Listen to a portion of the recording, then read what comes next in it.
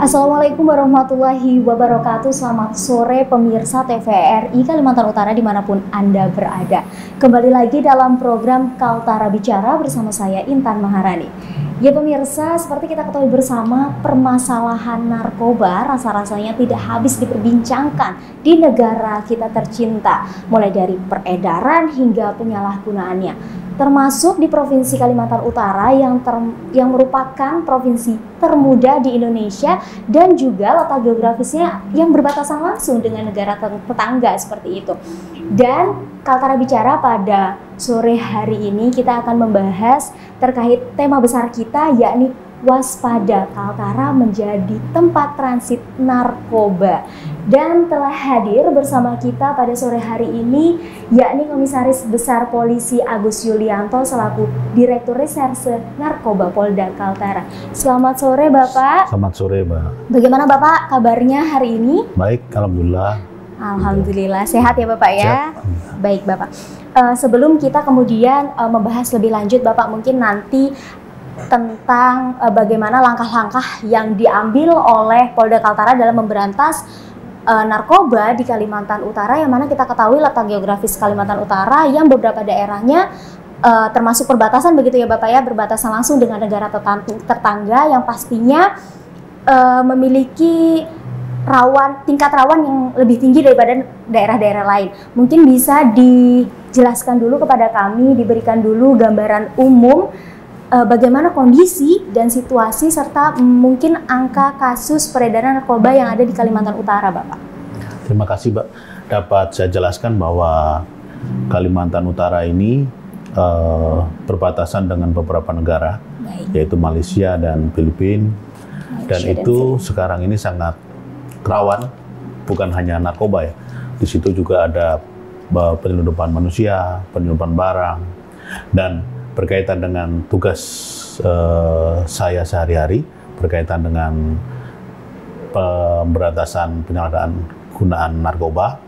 Dapat saya jelaskan wilayah Kalimantan Utara ini saat ini menjadi daerah transit, meskipun ada juga sebagian tujuan untuk digunakan di wilayah Kaltara, namun kebanyakan narkoba yang berasal dari Tawau itu Kaltara digunakan sebagai daerah transit yang akan dibawa ke Kalimantan Timur, ke Kalimantan Selatan, Sulawesi, kemungkinan besar masuk barang dari wilayah kita ini. Daerah kita ini bisa menjadi daerah transit karena ada beberapa kapal baik swasta maupun pelni yang bisa dinaikin penumpang yang dengan tujuan ke Sulawesi dan ke Kalimantan. Mereka modusnya adalah dengan membawa barang dari Tawau menggunakan speed lewat laut ataupun lewat darat. Kalau speed mereka bisa transit di daerah Nunukan, Sepatik, atau langsung bisa tembak ke sini, kemudian lewat darat lewat Tanjung Selor ini ke daerah Kalimantan Timur. Baik Bapak, dengan kondisi yang telah Bapak jelaskan tadi ya, bahwasannya peredaran atau masuknya narkoba ke Kalimantan Utara ini juga dapat melalui laut maupun darat begitu ya, dengan mudah dari tetangga sebelah seperti itu. Nah, kemudian dengan kondisi yang telah dijelaskan tadi, apakah kemudian Kalimantan Utara ini dapat dikatakan sebagai daerah yang rawan narkoba seperti itu? Dapat saya jelaskan bahwa Kalimantan Utara ini saat ini memang cukup rawan ya. Cukup rawan untuk tempat transit dan peredaran narkoba karena suplai narkoba dari Filipina dan dari Tawau, Malaysia, itu bisa menggunakan wilayah mana saja. Dan di sini banyak pelabuhan tikus juga yang lewat laut, dan darat pun perbatasan dengan darat di Malaysia. Ratusan kilometer, dan itu mereka bisa nembus dari mana saja, meskipun ada Pamtas yang menjaga perbatasan, tapi karena cukup luasnya daerah perbatasan kita ini, mungkin mereka bisa mencari celah di mana wilayah-wilayah yang tidak dijaga oleh kita.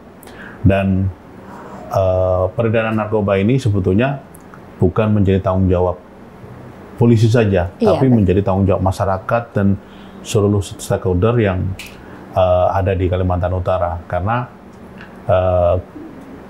Direktorat Narkoba sendiri dengan keterbatasan karena kita Polda baru, tetapi tidak mengurangi semangat kita untuk memberantas narkoba, tetapi juga kita sangat berharap kepada masyarakat untuk membantu, memberikan informasi, apapun yang dicurigai di wilayah sekitarnya, RT, RW,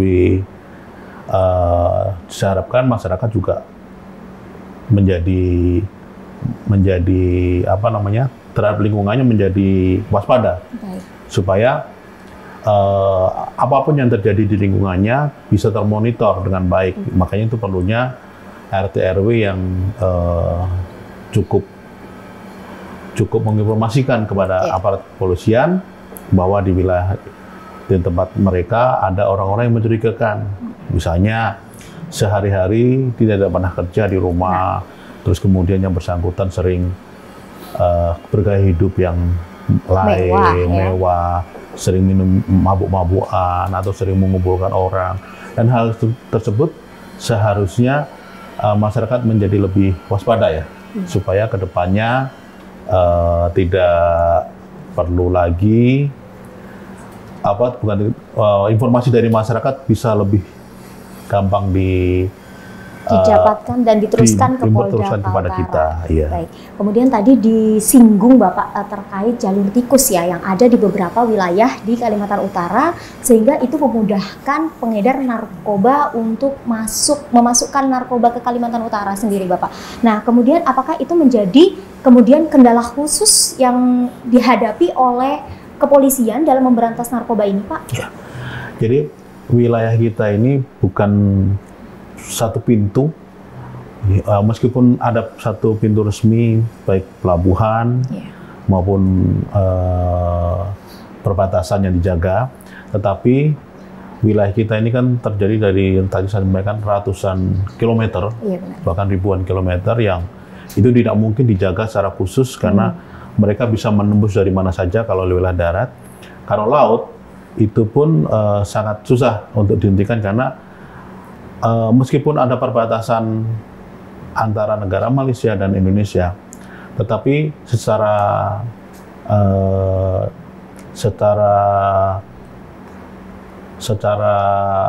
apa namanya?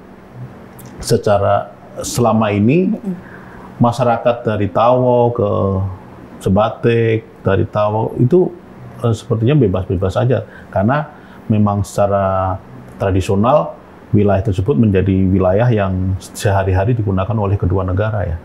Dan itu selama ini juga pasokan makanan atau sembako dari Tawo ke kita atau dari kita ke sana seringkali digunakan oleh masyarakat, dan itu mungkin perlu keterlibatan dari instansi lain. Dalam hal ini mungkin dari Bea Cukai atau dari Polair yang ikut juga membantu patroli di sekitar situ.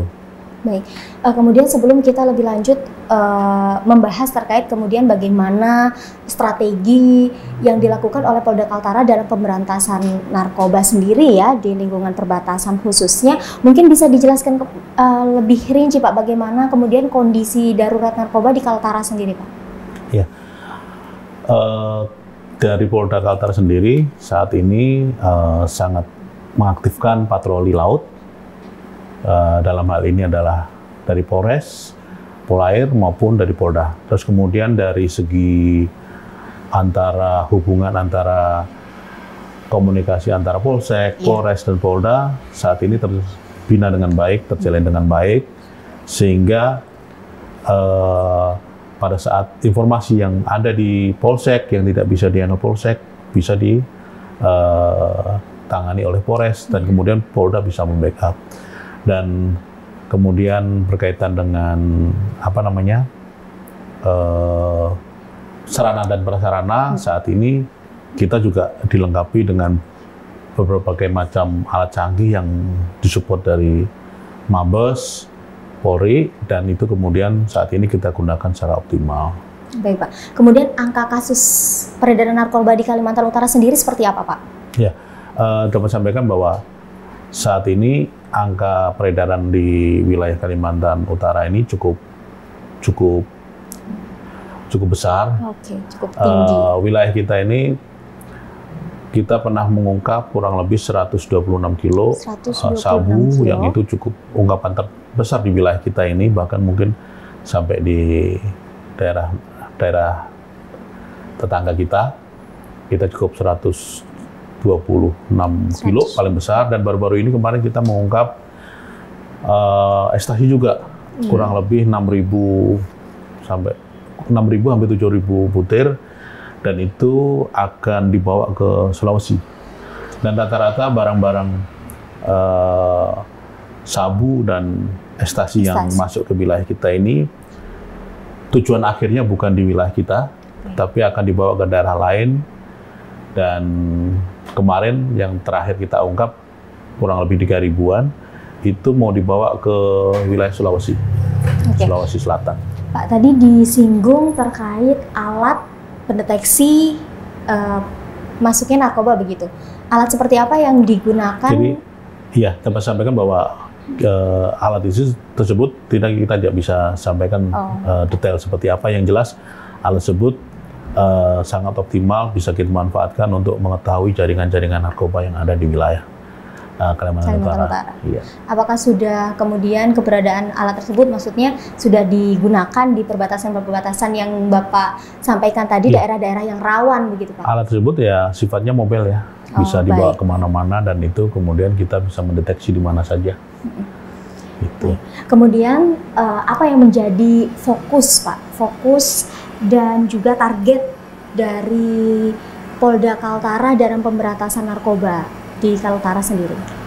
Targetnya yang dapat kami sampaikan bahwa saat ini kita bukan hanya mengungkap narkoba, dalam hal ini mungkin hanya kurir, tapi kita berharap ke depannya bisa mengungkap jaringan yang lebih besar, jaringan antara di Indonesia dan Malaysia. Bahkan kita juga sedang berusaha untuk mengungkap tindak pidana dalam hal ini untuk pencucian uangnya, sehingga kita bisa menarik ke depan supaya para pelaku dalam hal ini benar-benar besar ini bisa kita cek sumber kekayaannya, sehingga kita bisa untuk kita laksanakan proses tindak pidana pencucian uangnya. Ya baiklah Pak.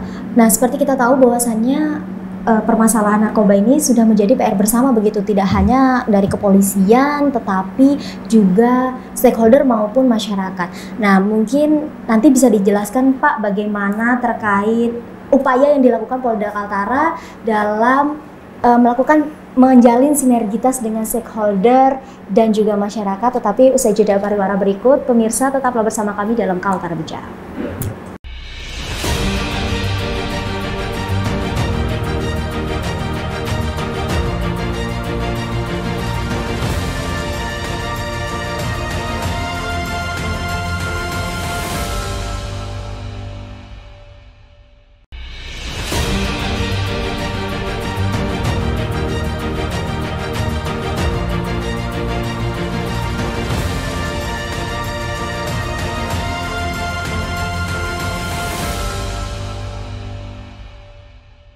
Ya pemirsa, kembali lagi dalam Dialog Kaltara Bicara, masih bersama dengan Komisaris Besar Polisi Agus Yulianto. Ya Bapak, kita lanjutkan perbincangan kita terkait bagaimana upaya yang dibangun oleh Polda Kaltara dalam membangun sinergi dengan stakeholder terkait maupun masyarakat dalam pemberantasan narkoba, Bapak. Ya. Saat ini kita juga, bahkan kemarin sekitar 3 minggu yang lalu kita kerjasama dengan Bea Cukai untuk mengungkap peredaran ekstasi yang ada di wilayah kita. Kita kerjasama, dan karena mereka dari Bea Cukai ini kapalnya cukup banyak dan canggih, kita kemarin minta bantu dan disupport oleh dari Bea Cukai. Kita melakukan patroli dan kita kemarin menemukan tempat yang digunakan untuk penyimpanan ekstasi. Dan itu kita sudah terjalin dengan Bea Cukai sudah cukup lama ya, selama saya di sini komunikasi cukup lancar, dan kemudian dengan Polair juga kita sering menyampaikan informasi kepada Polair berkaitan dengan kemungkinan barang yang masuk dari Taiwan, sehingga rekan-rekan di Polair untuk menindaklanjuti melakukan pemeriksaan terhadap kapal yang kita curigai. Terus kemudian juga baru 2 hari yang lalu saya dengan pimpinan Direktorat Narkoba Mabes Polri berkunjung ke Malaysia dalam rangka koordinasi dengan polisi di Raja Malaysia berkaitan dengan peredaran narkoba yang berasal dari Malaysia. Karena suplai narkoba dari Malaysia ini cukup besar, bahkan mungkin hampir semua ya wilayah narkoba yang masuk ke wilayah Kaltara ini cuma 2 sumbernya. Kalau nggak dari Malaysia, dalam hal ini asalnya dari Golden Triangle, ataupun dari wilayah Afghanistan. Dan itu saat ini suplainya masih tetap berjalan, dan rata-rata mereka menggunakan kemasan, kalau dari Malaysia menggunakan kemasan teh Cina ya, teh Cina, dan itu ada yang warna kuning dan hijau, dan kemudian dikemas dalam satu kemasan 1 kilo. Baik, kemudian Bapak tadi sudah dijelaskan bagaimana kemudian langkah yang diambil dari Kepolisian Polda Kaltara, kemudian juga menggunakan teknologi yang sudah canggih begitu Pak. Nah, seberapa efektifkah cara yang telah diterapkan itu Pak? Jadi gini, setiap kali kita melaksanakan kegiatan operasi, pasti melakukan analisa dan evaluasi ya. Jadi efektivitas kegiatan kita itu setiap waktu kita analisa, dan itu tergantung dari situasi kondisi, tergantung juga dari keadaan saat itu. Sehingga menurut saya sih saat ini kondisi pengamanan oleh Polda Kaltara cukup efektif ya, karena bukan hanya menjadi tanggung jawab Direktorat Narkoba saja, tetapi dari Polsek, dari Polres, dari dari Polair, itu saat ini bekerja sama cukup erat, dan kita juga disupport oleh dari Bea Cukai dan Pamtas. Iya. Ya Bapak, tadi sudah disampaikan terkait bagaimana upaya Polda Kaltara dalam membangun sinergitas dengan stakeholder-stakeholder di Indonesia sendiri. Nah, kemudian kan Kalimantan Utara sendiri itu kan berbatasan langsung dengan negara tetangga, Filipina, Malaysia. Nah, kemudian dijelaskan lebih rinci Pak dalam membangun sinergisitas dengan pihak luar begitu Pak dalam pemberantasan narkoba yang masuk ke Kaltara. Dapat saya sebutkan juga tadi, ada juga dari BNN ya. Nah, kita koordinasi yang baik dengan BNN. Terus kemudian berkaitan dengan negara tetangga, yang tadi saya sampaikan bahwa kita menjalin komunikasi yang cukup erat. Ada informasi apapun yang, misalnya ada pelaku narkoba yang ada di Indonesia, kita amankan, kemudian kaitannya dengan jaringan yang ada di Malaysia. Kemarin dapat sampaikan 2 hari yang lalu saya dari Kuala Lumpur dengan Direktorat Narkoba Mabes Polri, kami ke sana saling menukar informasi intelijen berkaitan dengan informasi pelaku-pelaku warga negara Indonesia dan warga negara Malaysia yang ada di Malaysia itu.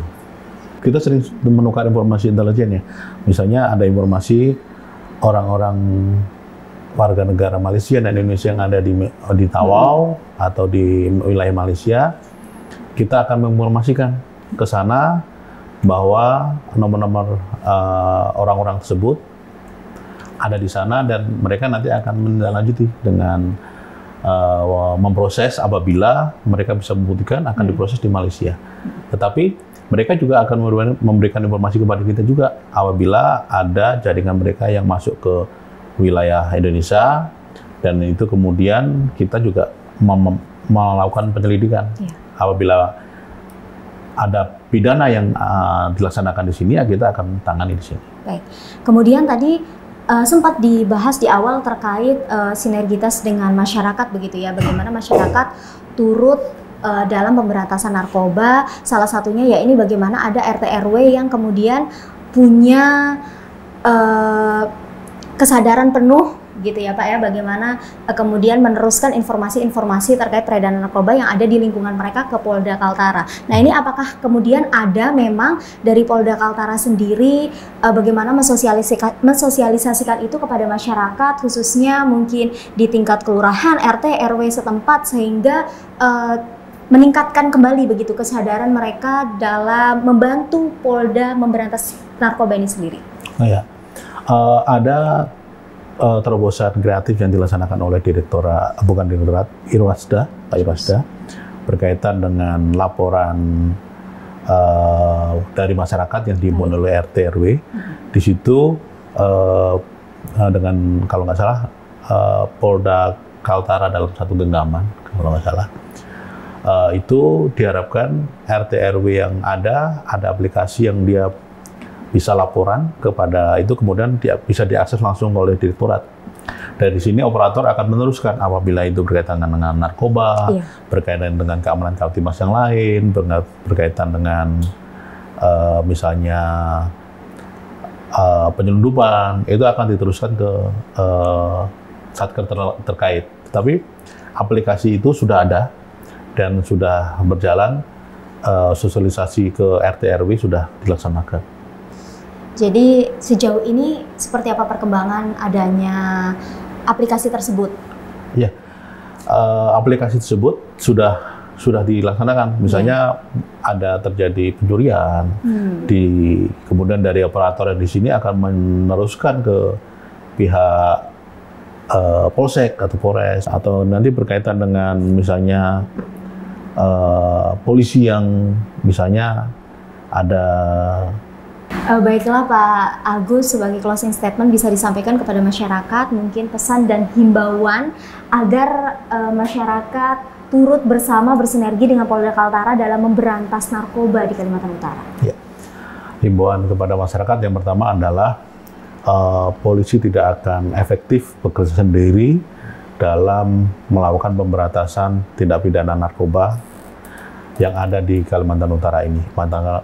Maka kita perlu dukungan dari masyarakat, baik apapun, baik support dalam hal kebijakan, support masyarakat, laporan informasi, apapun itu, sehingga peredaran yang ada di wilayah Kaltara ini bisa diminimalkan, sehingga kita harapkan para generasi muda kita di wilayah, khususnya di wilayah Kaltara ini, menjadi terbebas dari narkoba. Ya, itu harapan kita bersama ya Bapak ya. Ya tadi semoga kemudian masyarakat bisa turut andil dengan kepolisian dalam memberantas narkoba sehingga Kalimantan Utara bisa terbebas dari peredaran narkoba, seperti itu ya Bapak ya. Ya pemirsa, demikianlah Kaltara Bicara episode pada sore hari ini. Terima kasih, saya Intan Maharani mewakili seluruh kerabat kerja yang bertugas pamit undur diri dari hadapan Anda. Selamat sore dan sampai jumpa.